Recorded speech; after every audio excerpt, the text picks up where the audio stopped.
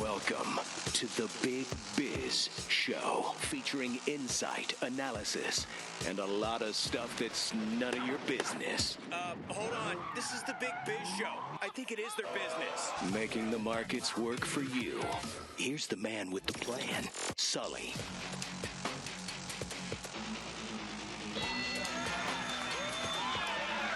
It is a Big Biz Show. Thank you very much for stopping by today. It is a Thursday. One more sleep until the 3.5-day weekend. Okay, look out. Just hold on a second.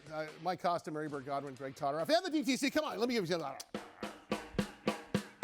Nice. Ooh. I used to love it when my grandpa, who was a house painter, and my dad was a house painter, I'd visit them and I'd go to work with them as a little kid, and they'd knock off early on a Friday. It was the greatest time. We're going to knock off a little early on Friday, which means that we were going to go to the bowling alley with my personalized bowling ball that said Sully at age 7. Excuse me. Whoa. Or we were going to go play a little golf, right? Okay. All right. They were, and they're, but I always thought it was like, so you knock off early on a Friday or do you just not? Greg and I are kind of, we don't go in on Friday. I was going to say, there's not even a no. Well, thanks to our wonderful crew and Jared Coleman leading our Emmy Award-winning director and leader of the studio, putting together our best ofs on Friday, which you guys have sent us a lot of email about. We cobbled together the best of the week. Greg and I, it was time to start drinking tequila right after the Thursday show. So. Yep. Thursday's a new Friday. Stop right before Tuesday show. Yeah.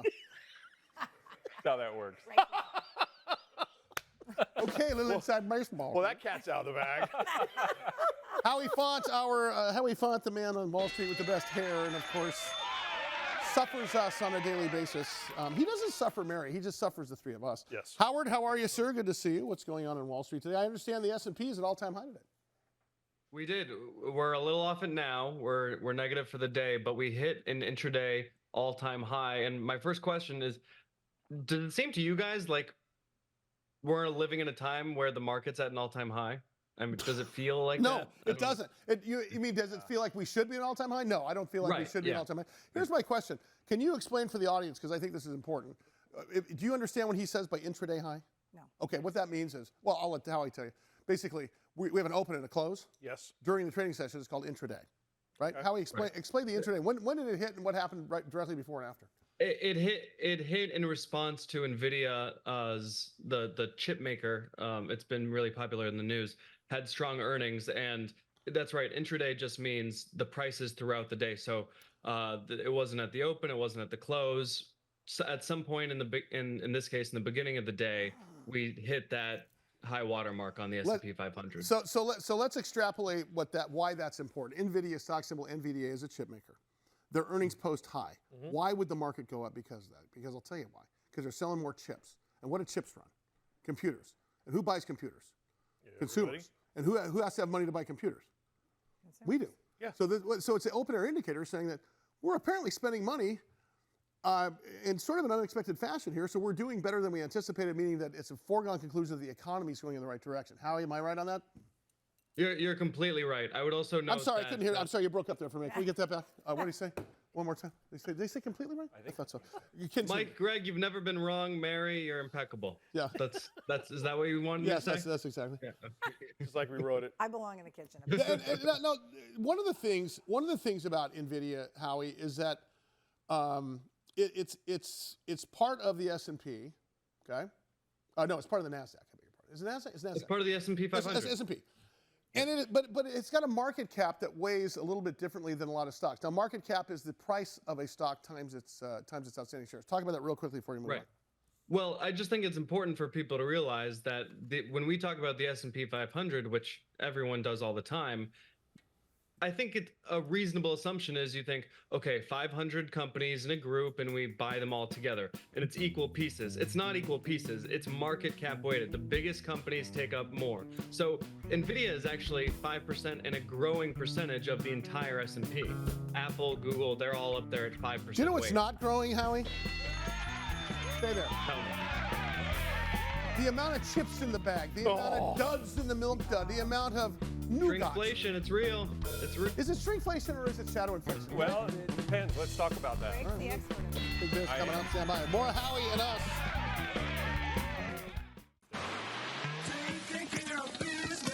Welcome to the Big Biz Show, featuring insight, analysis, and a lot of stuff that's none of your business. Hold on. This is the Big Biz Show.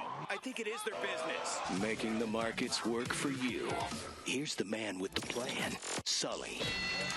Big B Show rolling on from the Loft 100 studios in sunny, beautiful Southern California. Costa, Marybird Godwin. Our executive producer is Greg Todrob over there on third base. If you're a blackjack player, hello. And that's Sully. Well, he's on third base. Also, if I'm a home plate, he is That's at third right. base, shortstop, and first base, Exactly and a right. bad second baseman. Actually, a bad second baseman, first baseman. Okay.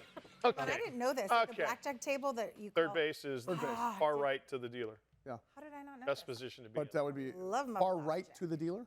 Or the dealer's far left, excuse me. Thank you. Our far right. Yeah, because If I was a The dealer, the hot seat. That's the It's the hot corner in baseball. hot corner. in baseball. Hot corner. Pardon me. I love. Right. Don't you love though when you talk to somebody that and Mary does not pretend to know about baseball, but don't you when you talk to somebody like, hey man, you know that the Chargers went ahead in the third period there. I was, Yeah. and you just know they're trying. And they just by one word, you know they're not talking what they're talking about. Let's bring Howie back up. Howie Font, of course, in New York City, talking about the S&P growing immensely. We heard from one of our production people, Miles East, today. So he heard us talking about what is called shrinkflation. I call shadow inflation. It's all the same thing, I think. But it's when you get, the roll of toilet paper used to be this big, and now it's this big. It's the same price. Oh, yeah. Or the box of Triscuits, instead of 16 ounces, is now 14 ounces. Same price. You don't notice it. Miles rolls in and says, hey, man, I only got one dud in this milk dud. Because clearly this is a 2-dud box. That's a 2-dud. At three. Or 3. I thought it was Three 3. or 4. You could cram a couple. You're thinking Junior Mints. Mother of pearl. There should be 4 Milk duds are in round. there. There's no way 4 is going to fit here. Okay, this is a 2-dud box. Don't you think, Greg? And he got a dud. He got a dud. Now, first of all, I'm not sure that Howie. Are you experiencing the same thing there, like in New York when you go to Sbarro for your slice? The slice is a little thinner than it used to be, or the. Is there anything? Because you're at the tip of the spear for retail. Literally, New York City. It's really interesting how inflation and shrinkflation work depending on the good. Eggs will go sky high. They have to be bought in 12. I don't know. People haven't gotten used to buying 6 packs of eggs. You know what's funny though is But a 6-pack of chips eggs get is smaller. the 6-pack of eggs is only like 20% less than the dozen eggs. Oh, yeah. So which is shadow inflation. It's how they get you. Are they, Yeah. so are we experiencing that? Like you're still cooking at home. Are you cooking? Do you cook at home or are you door? That's all I do. Okay. Except for come here. I'm kidding. No, but I'm saying no. No, I know- barely cook, but no, I do notice everything is less for more money. Greg, are you? Yeah. I always call you when Right. you're making breakfast or pancakes for eggs for the kids. Yep. Are you the shopper also? On and off? Half the time. Do you ever? yeah. Do you look? Do you look at the price? Oh, absolutely I look. Are you kidding me? See, we don't look never at looked we don't before. look at the price of our cell phone bill at this age, but we look at the price of a can of. Oh, yeah. I used refuse to be not, but I duped do on now. that I don't know stuff. why. No way. It's because it's the principle. Is it the principle? It's like, look at yes, you'll go to the, or you apparently don't go to the blow dryer place. What's it called again? There's Blowout. dry bar, blow bar. Yeah, whatever. And Sorry. but long story is you'll spend money on that, but you won't. But you scrutinize Yeah. how much Funyuns are. And me and Mike both know very well. The 49 cents used to be stamped on the thing is now $1.40. Yep. Shame. Travesty. Well, they used to have the dollar aisle at Target, which is no longer the dollar. It's now $3 and up. You think it's a Well, dollar speaking of aisle? which, is there anything at the dollar store that actually costs $1? No, I used to zero. love walking to the 99-cent store. There's nothing 99 cents. Absolutely right. no, mustache combs. That's about it. Wow. Oh, nice. Can I? Oh, he took off. The little ones, I love those. Can I ask you this? So, and Howie, this is for you too. Don't you think that this shrinkflation has also happened in private universities and colleges across the country? A lot of brains are shrinking. No. You mean you get less knowledge? No, Yeah, you I get the think that's same been happening education a for while. 5. Look at how much did it cost me to go to San Diego State when I Oh, was. God. It cost me $340 a semester. Yes. It costs No, right now. almost nothing inflates as fast as higher education. I think it doubles every 3 to 5 years, So- something like I'm that. gonna cry. So the outcome for me is, to put a business spin on 7%. it, they say that whoever they is tends to say that we have a chance of making about $1 million more than the person that doesn't have a 4-year degree. Okay, at what cost? Right. Okay, because your parents are going to pay $500,000. All right, or you are in student loans. Yes. So is it still as, you know, in the days of influencers, in the days of consuming media and music differently or getting the written word out differently, is it worth it in your mind? And I'm going to ask Mary again because you're the one who's staring down the barrel of this thing right now. Do you ever question maybe they shouldn't go to maybe? Absolutely. We talk about this all the time. I mean, are you concerned that they're not going to have a leg up in life if they don't? I'm not. I think that they should definitely get a college degree. I definitely think that they should at some point. For the good of the education. Yes, for the good of them and who they meet. It's connections, it's knowledge, it's getting paid more as they go into their life. However, now this concept of doing a junior college first, which is high school with ashtrays, like me and Mike. And working, and or my one that wants to be a professional dancer, she could do a junior college and potentially dance and do get that way.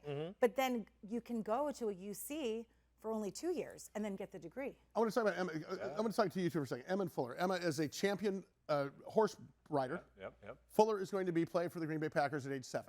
Okay? Yeah, it works. True? Right. Or the Reds, right? If either of them and either your daughters in the middle of college, let's say sophomore year, she gets plucked out of oblivion or they get plucked out of oblivion and are put on the Deborah Allen dance show on whatever TV show, or Fuller gets a ride with a chance with the baseball team, or Emma decides to take this route of Olympic and they're only 17, 18 years old in college. Do you let them go or do you make them stay in college? I would potentially let them go and then come back. So. Yeah. That's a tough one, right? Yeah. Oh, for sure. Now, let me juxtapose that with the fact that how much it's costing you.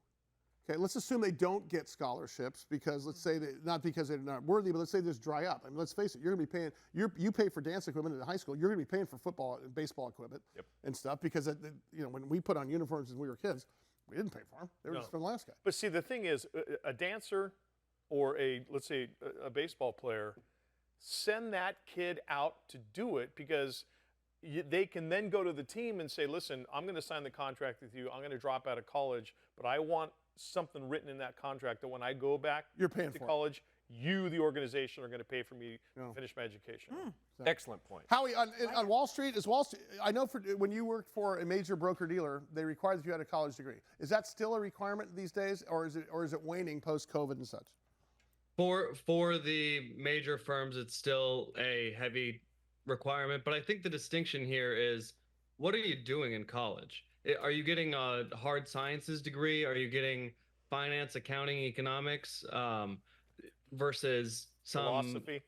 Yeah. Yes. Right. I mean, there's nothing wrong with philosophy. It's a great minor, but maybe if you want to do something writing and journalism, philosophy could be great, but I don't think that there's bang for buck with that trade anymore. It used to kind of just be, as long as you went, it's just a credentialing system. But Mary's completely right. I really like the junior college idea first. Well, because it's affordable, right? And like, for example, in the state of California, if you go to the UC system, University of California, LA, UCLA, UCSD, UC Berkeley, which is called Cal. Barbara. There's certain junior colleges that have a program where if you take your AA, your associate's, your undergraduate work there, you can then apply those units, transfer over to there. Is that something you guys have explored? That's absolutely still correct, and you get automatically granted in. Right. You know for sure you're going to get into a UC. There's a certain program. How do the kids feel about that? They feel like they're missing the freshman rush and the whole thing? Yeah, I mean, that's part of the deal, too, is missing the whole freshman living in the dorms together. My current best friends are still the ones that I lived in the dorms with. But I was also an 18-year-old that, drank a lot of the time. But hold on a second. But I can't minimize the fact of the social integration, which is the same argument against homeschooling, where you don't get the integration that you probably could, that's kind of tough to learn.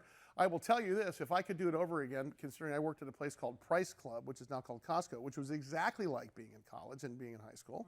I could have gone to junior college, saved a whole bunch of money for myself and my parents, while I was working at Price Club and got the same experience, and then transferred off and did a cup of coffee at Harvard and said I graduated at Harvard.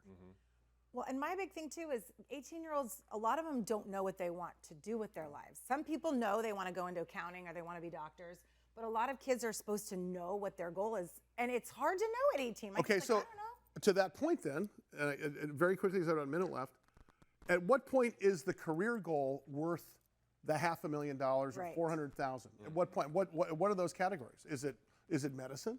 Is it because I mean, you can go to the Western Sierra School of Law in San Diego for about $2,000 a year and get your Juris Doctorate and pass the bar. I think medicine is a pretty good line to draw, because if I'm going in for brain surgery, I don't want, well, I went to a Tallahassee JUCO and then I got right into brain surgery. Yeah. I want you to have as much education as possible. Is junior college football still a draft point? Absolutely. So it's a real thing. Oh my God. So by playing JUCO for freshman, sophomore year, they're still getting looks. Yeah, and there are so many teams now that, Don Coryell built the Aztecs here. I was going to say Don Corleone. Don Corleone. He built San Diego State University when he first took over on nothing but JUCOs. No kidding. Two-year guys that come in and just kick ass. Other teams want to go the 4-year route, but if you're a good JUCO player, there is a 4-year school that has a place for you. JUCO. Especially now. Yes. I never the transfer portal. Yeah. JUCO. Oh yes, JUCO's a sports thing for junior college. Yes. I'm using it. With me.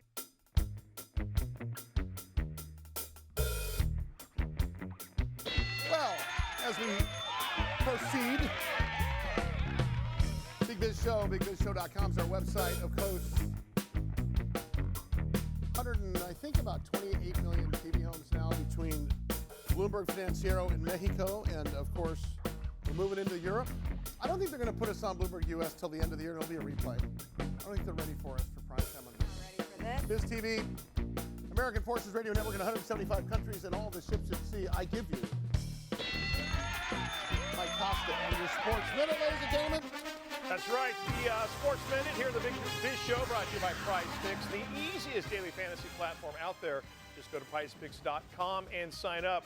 We're going to start off in the NFL after Chiefs kicker Harrison Butker's controversial comments at a graduation ceremony at Benedictine College, where he said women should be pregnant and barefoot in the kitchen. You're saying that's a bad thing. Mary Bird Godwin. His jersey is outpacing Patrick Mahomes and Travis Kelce in sales for the Kansas City Chiefs. And you know why all the women's soccer uniforms are white, Mike? So they can match the stove. Ho! Organization. Moving to the NBA, the ratings in the NBA playoffs are down 12% this year. And pundits are saying, well, it's because you don't have LeBron, you don't have Steph Curry, you don't have these marquee matchups. Much better last year when you had those star players, star names, and matchups. Hey, Mike, down playoffs. 12% means it's now to a negative 11%. Pretty much so. NBA's out of fashion as much as 8-track takes and MySpace is. And staying in basketball, our final story in the WNBA, Caitlin Clark, the #1 overall draft pick a couple weeks ago, and the all-time scorer in college basketball, has signed a multi-year deal with Wilson. They're going to put out her signature basketball. She will also be kept on the Wilson Advisory Board and let them know about other Wilson basketball products. And her face will also be on the volleyball that you call Wilson, and she's got a lifetime contract with the Addams family to play. She will also test and provide analysis on other Wilson products. That's your Big Biz Sports Minute, brought to you by Prize Picks, easiest daily fantasy platform out there. Let's go. PrizePicks.com. Once again, here's Sully.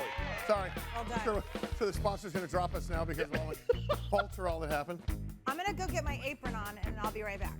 Yeah, I forgot to bring it for you. You know why the soccer players' feet are so small? So they can get closer to the appliances. Those are all Andrew Dice Clay jokes from 1980, which apparently were okay back then. Or maybe they weren't okay. Maybe it was a different time. I think it's okay for them to come back. Bryan Kobel, or as Greg liked to call it, Kobel, because he's saying it wrong, is the CEO of TC Biopharm Holdings. And of course, he joins us here from abroad, tcbiopharm.com. They are publicly traded under the stock symbol TCBP. Bryan, how are you, sir? You and I were talking earlier today about the future of cancer and infectious disease treatment, which you guys are squarely at the tip of the spear, but also the fact that we are now becoming international on television. You're going to be able to see yourself at Bloomberg here very shortly, pal. So you won't be able to. I'm excited, man, but I'm going to be the only guy over here who knows that they were just playing the Gorillas on your song. So you might want to keep an eye on that. You won't be able to walk down the street. They're going to clear the streets for you, pal. Hey, can you give an overview for the people who have not heard you before about what TC Biopharm's doing? Yeah, so TC Biopharm is a cutting-edge, innovative cell therapy company. Our lead product is a donor-derived, off-the-shelf gamma delta T cell. That's the immune cell. It's the first line of response or first line of defense for your system. It's the reason you don't get the flu every day. You don't get cancer every single day. It floats around and it kills these things, and it reacts to a specific phosphoantigen that is only emitted by sick and diseased cells. So we use that cell from healthy donors to put it into sick and diseased patients in the hundreds of millions to the billions to fight off cancer, antifungal, various other disease states. We have a phase 2b going on in acute myeloid leukemia here in the UK. And we're now branching out and acquiring other cell therapies. Right now we have a CAR-NK assets that we're acquiring, as well as another novel CAR construct for gamma deltas and alpha betas in solid tumors. So we're rapidly expanding. We have multiple clinical trials ongoing, and we're looking forward to the next couple of years. Hey, Bryan, why allogenic gamma deltas? I keep on reading, and I've never thought I'd be reading about this, but every time I interview, I want to try to catch up. Why is it so promising? Like, it seems like it's out of nowhere, and I've never heard of it before. I don't think a lot of people have. I think there's two reasons. The allogeneic side is it's certainly more complicated than the original sort of cell therapy, which is autologous, meaning the patient comes in, you take their blood, you ship it off somewhere, and you get back a product. It's an easier, more direct way. It doesn't cause things versus graft versus host disease, for example. Allogeneic is more complicated. It's harder to produce. But from our perspective, the reason allogeneic and gamma deltas are really important now, one, gamma deltas are not MHC restricted, meaning they don't cause graft versus host disease. So there's a high degree of safety, high degree of tolerability for patients. We haven't seen any serious adverse events, for example, using our product. Bryan, the allogeneic side. Sorry, go ahead. Sorry, no, I interrupted you. But what's the market view of cell therapy, your cell therapy? Yeah, it's interesting now. I was talking to somebody earlier. I think biotech markets subsets follow typical, almost FDA processes. Phase 1 is everybody loves you. You're going to solve everything. You're the greatest therapy ever. And you see money pour into these things, right? Mm-hmm. And cell therapy was at that stage several years ago. Everybody was funding cell therapy. So it's a very fragmented market. Phase 2 is people realize, oh, it's not that easy. There are some really difficult problems here and hurdles that need to be cleared. Yeah. So people back off a little bit and the space cools. We're sort of in that phase 2 right now. Some of the major hurdles are development costs. Some of the major hurdles are the economic benefits and the way to create a competitive market. Bluebirds curing sickle cell for $3 million. That's not really a viable market. Well, Bryan, you and I talked about this before. That 2022, 2023 in Biopharm was just horrible. I mean, even if you went to JP Morgan Chase conference this year in January, said, look, you're coming back, but there's not going to be any capital available for 3 months. I'll say we actually love cell therapy. We think it's the future. We're in the same AstraZeneca, Regeneron. They both stated they believe in cell therapy and they're moving forward. Yeah, we're here to solve those problems, right? And that's why we're buying companies. Well, that's my next topic. Is that you're buying companies. There's an M&A strategy here, and just as a little bit of opportunity to educate here for our audience. When companies like biotech buy other companies, it's what we used to call vertical integration. In other words, you buy the manufacturing company that manufactures the syringes and the drug, and then you've got the drug development company, then you've got the distribution company. What's interesting is in looking at your press releases and looking at what you're talking to, you've got low debt companies, you've got high asset companies, and they fit perfectly in some of this strategy where you end up being an enterprise-wide solution in more than what you started out to be. Talk about that a little bit. That's exactly what it is. We are a great development team. We have a great process development team. Lauren Bohr is fantastic. Lukash, David, all these guys and women. We have a great manufacturing team. So we know how to make things at a cheap cost in the cell therapy world. We've been doing it for a long time. And we know how to advance rapidly from bench to clinic. So we're taking these companies, and we don't have a myopic view, right? We're saying, look, it's an immune system, not an immune cell. So why would you only be gamma deltas? Why would you believe in only the modality of autologous or allogeneic? Why would you only want a certain modified type? We don't view the world that way. We see it as there's going to be multiple needs for these types of cells and different cells, multiple different modalities, all of those things. So put them under one roof. To your point, be vertically integrated. Test them in combination, test them as monotherapies, test multiple indications. Gamma deltas with CAR-NKs, great, let's do it. Autologous product, fine, let's do it. You can move down the path and you can solve all these diseases. And when people go to buy other companies, they're going to buy us. His name is Bryan Kobel, or Kobel, if you want to call it. Greg and Mike both dated gamma deltas, but at the time it was a fraternity. It was right there. Big Biz It show. was right there. Big Biz show. See you, Bryan. Bryan Kobel, CEO of TC Biopharm Holdings, TCBP. TCBP is their stock symbol. Go to TC. Loft 100 Studios, the Big Biz Show, and our affiliates and our hosts are not registered investment advisors or broker-dealers. Our show hosts make no commitment that the purchase of securities of companies profiled or otherwise mentioned in our programming are suitable or advisable for any person, or that an investment in such securities will be profitable in general. Given the nature of the company's profile and the lack of an active trading market for the securities, investing is highly speculative and carries a certain high degree of risk. We profile selected publicly traded and privately held companies on our program. Most of these companies that we profile have provided compensation to Loft 100 Studios and its hosts for the profile coverage. From time to time, we sell shares of the companies profiled in the open market that we receive as compensation for coverage of client companies. But never sell stocks if we are speaking about interviewing or covering a public company who has paid compensation.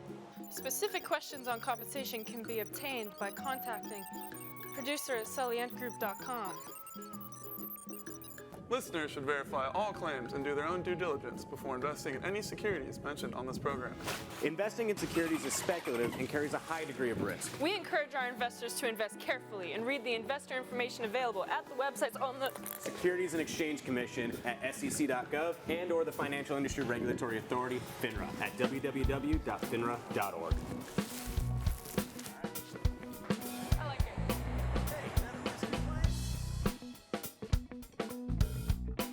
Big Biz Show. Wherever you're watching, wherever you're listening, we are so appreciative of you being along for the ride here. By Mary Godwin, Greg Todorov, and Sully. Let's not forget we're brought to you by Prudential. Let Prudential be your rock for retirement. Also brought to you by Bayer Advanced, better science, better results. Starbucks Coffee, a little company called Bloomin' Brands, and their fine family of restaurants and their authentic Outback Steakhouse. Australian food. They've got little kangaroo pouches for the kids. Thank you, friends. Appreciate that. Northwest Biotherapeutics.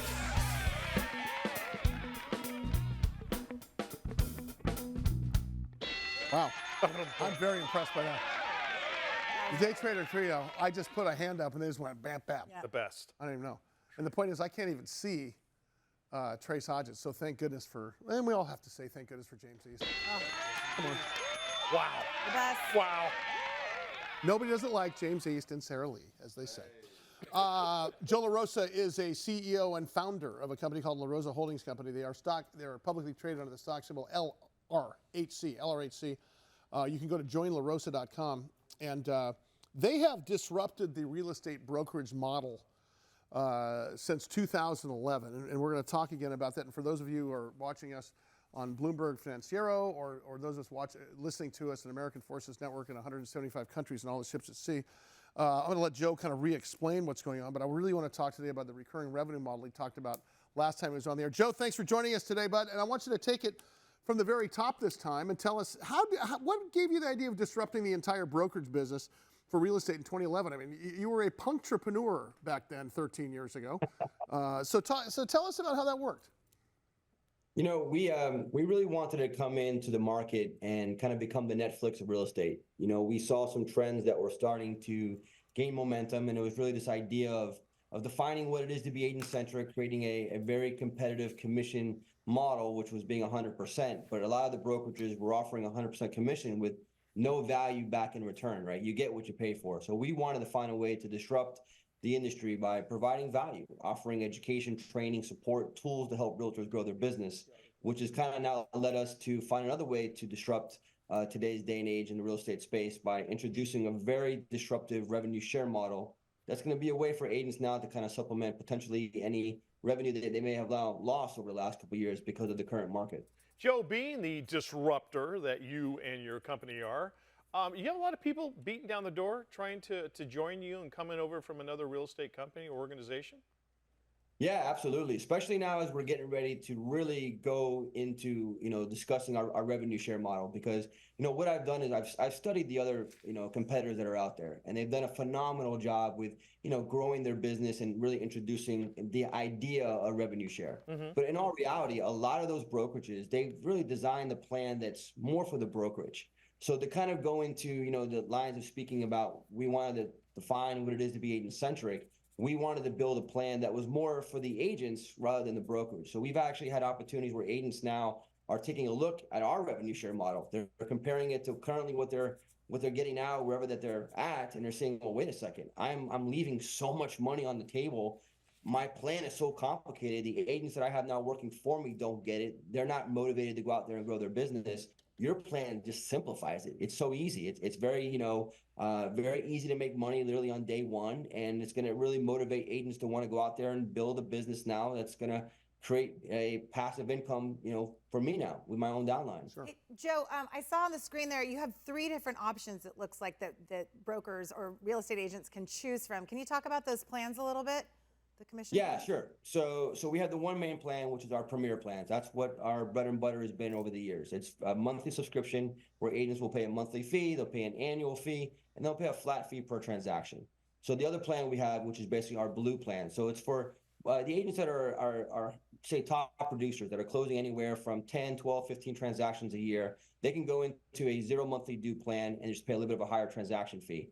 The one that we're really excited about, which is going to change the game in the revenue share space, is our ultimate plan. So we've actually now kind of messed around with it a little bit, and now have found a way to introduce 2 new versions coming June 1st, which is going to be our UP 100 and our UP Business Builder. And again, we feel once we go to the market with this and we announce some of these folks that are now coming over to La Rosa, it's going to be a game changer. It's going to give us the opportunity now to have a little more street cred in the revenue share space and see that, hey, La Rosa is once again disrupting the commission models by introducing this new revenue share plan. The revenue share, that in and of itself is completely different.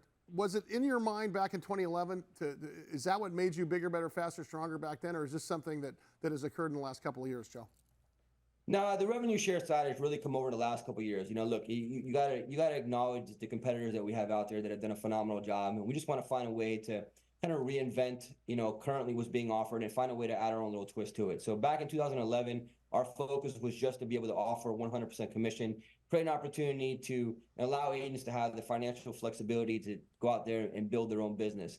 Now what we're seeing is, look, it's important for us to create opportunities for realtors to generate multiple streams of revenue. So we've done that at La Rosa. We've actually identified 7 ways that realtors can generate additional revenue streams into their business. And so we feel that the revenue share model is going to be a game changer because, like I said before, a lot of these other companies, they'll develop a 7-level type system where it's almost impossible to unlock all 7 levels. At La Rosa, you unlock everything literally from day one. So I can recruit just one agent, and on their very first closing, that closing, I'll actually get a piece of the revenue back into my pipeline. You won't get that anywhere else. So we're excited about this new plan. Joe La Rosa, the founder, CEO, La Rosa Holdings Corporation, stock symbol LRHC, joining us here on the Big Biz Show. Joe, I think San Diego just hit the #1 on the most expensive place to live in the United States. Yeah, can you get me a house somewhere else because I'm leaving town? I think if I sell my house here, I could buy a plane, live anywhere else, and fly here cheaper than living here. Right? But Joe, does it matter as far as your company and the way your company is structured, whether it's the #1 most expensive market in the world, or let's say it's market 100 in the United States? No, not really. I mean, at the end of the day, it's this plan that we've designed, whether it's the revenue share or the 100% commission. It's really, it's for agents in any market. Okay. So obviously, the way our model works is, we want to create that financial flexibility for the agent. So it's not really dependent on the actual, market price. Hey, Joe, for you, the plans for growth the rest of 2024 have got to rest not only on the rev share model, but the fact of the matter is, like Mike said, you got your doors getting knocked down by new brokers and such like that. Is that in and of itself create growth just by nature of having more population inside of the system there? Yeah, absolutely. I mean, so far, we closed our IPO back in October, and we've actually had 10 acquisitions so far. We have another 7 that are locked up in LOIs right now, looking to close those between now and the end of the year. And yeah, because of the current environment that we're in today, there are a lot of the traditional real estate models that are looking for ways to partner with a model like ours, right? Either partner or even potentially even get acquired. So there's going to be a huge change in the real estate landscape here over these next 12 to 18 months. Hey, Joe, last of all, I got to ask with respect to the real estate market that Mike was talking about. Here in Southern California, inventory has been driving driving prices up. Is that the case across the country now? And do you see some sort of a bubble, or do you see some sort of a evening out of the real estate market? No, I mean, look, it's I was talking about this earlier today. It's what we learned back in Economics 101, right? It's supply and demand. Yeah. So obviously, current environment right now, a lot of sellers don't want to put their house in the market because if they're paying a 3% or 4% interest rate, why do they want to go to a 7 or even an 8? So I think that is holding back some inventory. I think once we see a decrease in mortgage rates, I think you're going to see a huge burst, a huge wave coming to the market. And the proof is in the numbers. The last few times that we've had some talks of rates coming down, we've seen a huge spike in new mortgage applications. There you go. His name is Joe LaRosa. Joe LaRosa is the CEO and founder of LaRosa Holdings Corp. It is a paradigm shift, disrupting the real estate brokerage market. I talked to Joe. He promised he'd come to San Diego at some point. Oh, yes. So there you go. Stock symbol LRHC. LRHC. Go to joinlarosa.com. We'll see Joe next week, I'm sure. Coming up, Tiago Marques, of course, we talked to last week about a really interesting form of...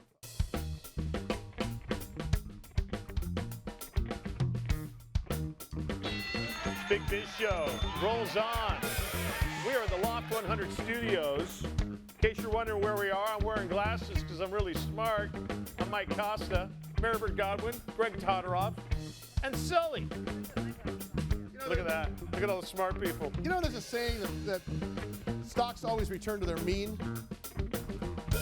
And what that means is that, stocks tend to come back to where they normally are going to go. If they spike up, they typically come down a little bit. Yes. I think glasses have come back. Glasses were not thought of as so nerdy in the 50s, and now they're actually they're trendy. People are wearing glasses with just glass in them. Not prescriptions. Right. No prescription. Oh God. Just to look cool, like you, Mike. Do you know who we're going to have on the air very shortly? Is a company called Caddis. Yes. Hello? And, is that what that is? Yeah, Paul Gomez is a good friend. In fact, Mike has the glass. I don't know if you can get up close to that. But Paul Gomez was one of the guys that ran Quicksilver and Hurley, and was one of the lead investors in Caddis. He's going to come on in the studio and talk about sort of how that company started.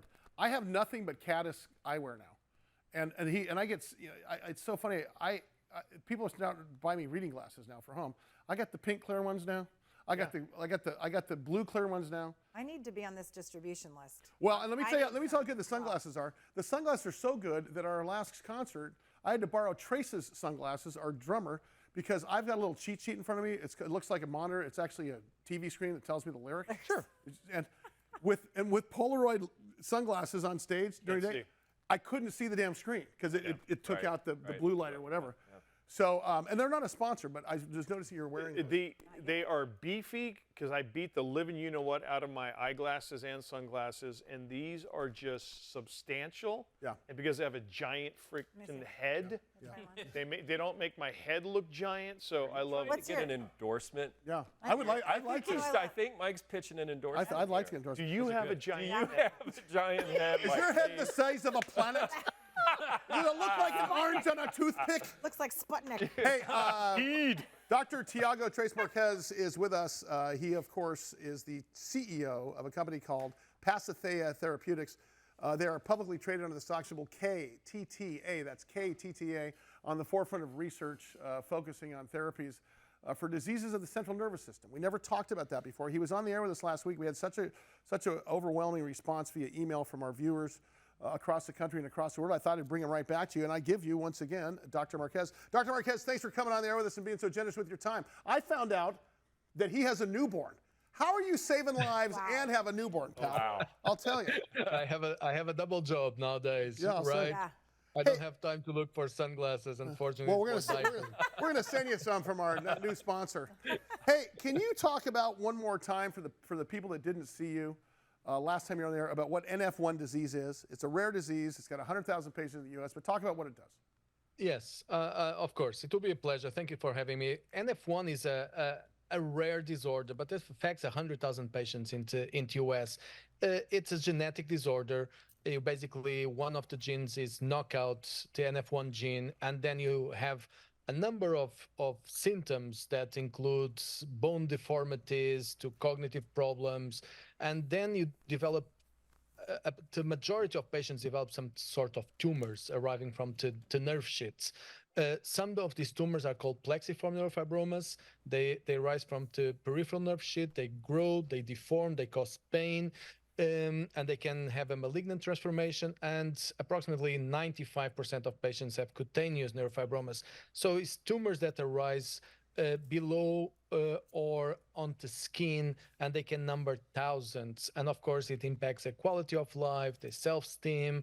Sometimes they also can cause pain. So these patients are afflicted by a genetic disorder that is rare and curable, but there's treatments, and the treatments are with MEK inhibitors, and we're developing what we consider the best-in-class MEK inhibitor. Dr. Marques, you talked about MEK inhibitors last time. We never talked about the size of the market for MEK inhibitors. Let's talk about it, because that's a big piece of this here. It's a big piece. So it's estimated to have peak sales of around $2 to $4 billion annually, not only for the treatment of NF1, because they're also used for the treatment of some sort of cancers. In the market, in the NF1 market, there's only one approved MEK. It's selling approximately $300 to $400 million, and it's only recently launched a couple of years ago. Estimated peak sales, $700 million, and only for plexiform neurofibroma that affects 30 to 50% of the patients. If you think that MEK can address also the cutaneous neurofibroma, there's no approved MEK for that indication, then we're talking about double size of the market. So this can be a market that reach multi-billion dollars, and we're developing a drug for the treatment of these two conditions. Speaking of that drug, it's a novel drug. What differentiates it from currently approved ones? So a great question. Though there's one approved drug. It has a very short half-life. It needs to be taken twice a day. It has a food effect, meaning that you need to dose this drug in between your meals. You need to fast 1 hour, 2 hours before, 1 hour after, and you give these drugs to kids. So it's very hard to make them compliant with the dosing schedule. Efficacy is not great. Tolerability is a problem. So the drug we're developing, of course, we're on clinical trials still, but we hope that we're going to have a better efficacy. We will be able to only dose it once a day, and eventually even less. We're going to try to dose it only once a week, and it can leading to better efficacy and also a better safety profile. So if our drug behaves in clinical trials as it behaves in preclinical in animals drugs, we have a much better drugs, both in terms of safety, efficacy, and tolerability. Dr. Tiago Reis Marques with us here. He is the Chief Executive Officer of Pasithea Therapeutics. It's easy for you to say. Yeah, their symbol KTTA. So, Doctor, you were just touching on this a little bit about the development. Can you talk about where you are exactly in the clinical phase trial and what you can expect in the next year, 3, 4, 5 years? And thank you for that question, because you need to test these drugs in people for the drugs to be approved safely and to show efficacy before the FDA gives you to go ahead to market this drug. So we started on phase 1, and we're doing this phase 1 in oncology, in cancer patients, and we're just testing the efficacy, of course, but mostly the safety with dose escalation, giving higher and higher dose to different group of patients. And by the end of this year, we're going to start our trials in NF1. That's the next stage of development. So soon, by the end of this year, we're going to see news on starting the NF1 trial, and we're also going to show some data on our existing cancer trial. So we have a lot of data coming up over the coming years. We have a very thoughtful drug development program, and with the aim to bring this drug as soon as possible to the market. His name is Dr. Tiago Reis Marques. Of course, the name of the company is Pasithea Therapeutics. KTTA is their stock symbol, KTTA. Dr. Marques, you got to get to San Diego. You and the wife and the little baby, come on. Bring the newborn in. Mary, Mike, and Greg will babysit for you while you and I are out at the... Thanks so much for stopping by. That does it for us today. Big Biz Show, bigbizshow.com. Follow us everywhere. See you next time.